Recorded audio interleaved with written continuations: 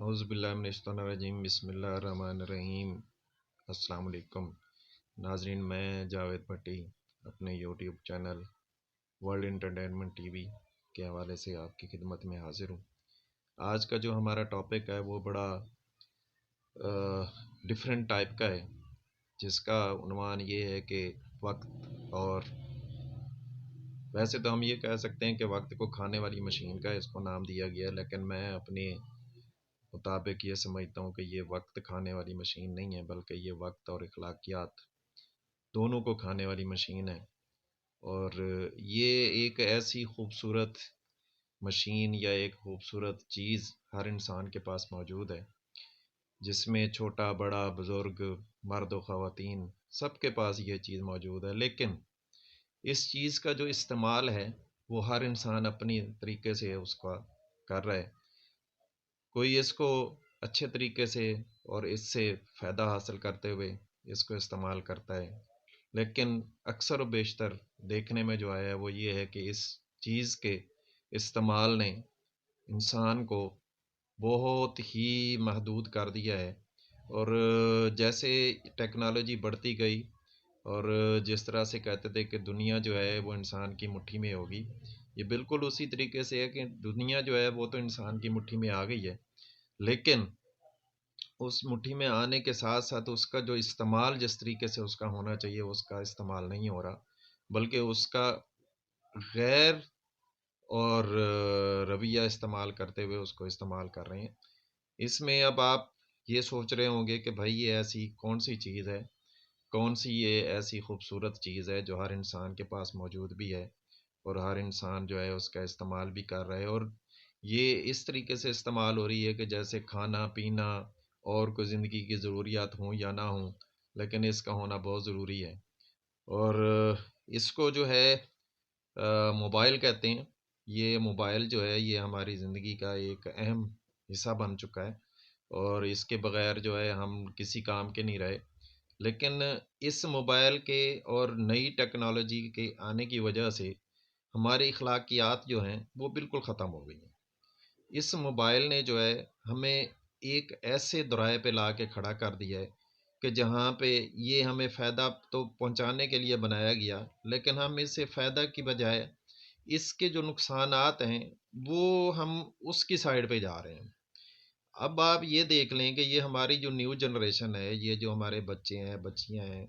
اور جب سے یہ کرونا آیا ہے اور کرونا کی وجہ سے موبائل کا استعمال زیادہ ہونا شروع ہو گیا، آن لائن کلاسز ہو گئی، یونیورسٹی کالجز میں یہ سارا استعمال شروع ہو گیا،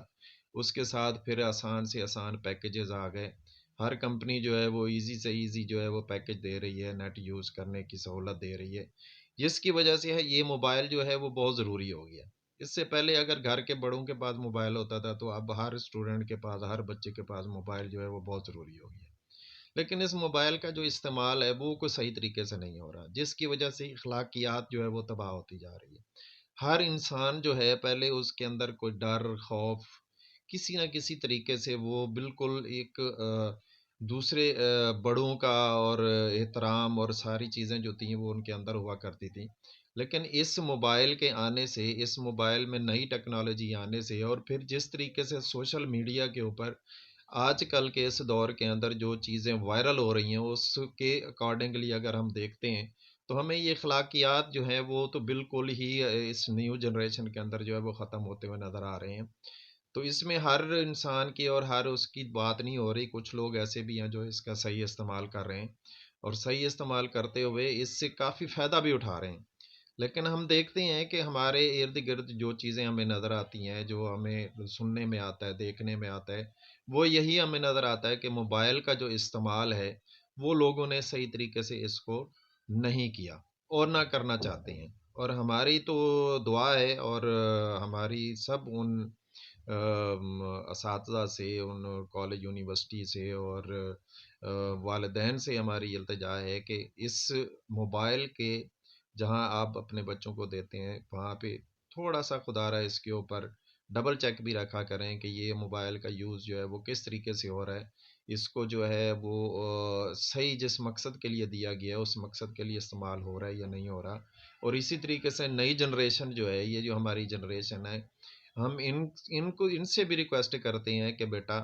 جو چیز آپ کو دی گئی ہے اس کا پازیٹیولی اس کا استعمال کریں، اس کا نیگیٹیولی استعمال نہ کریں، کیونکہ یہ تو ایک ایسی چیز بنا دی گئی ہے کہ جیسے یہ ہر ایک گھر کے اندر جو ہے وہ ایک بمب کی صورت اختیار کر رہا ہے کہ اس کے اندر سے کوئی چیز لکی چھپی نہیں ہے۔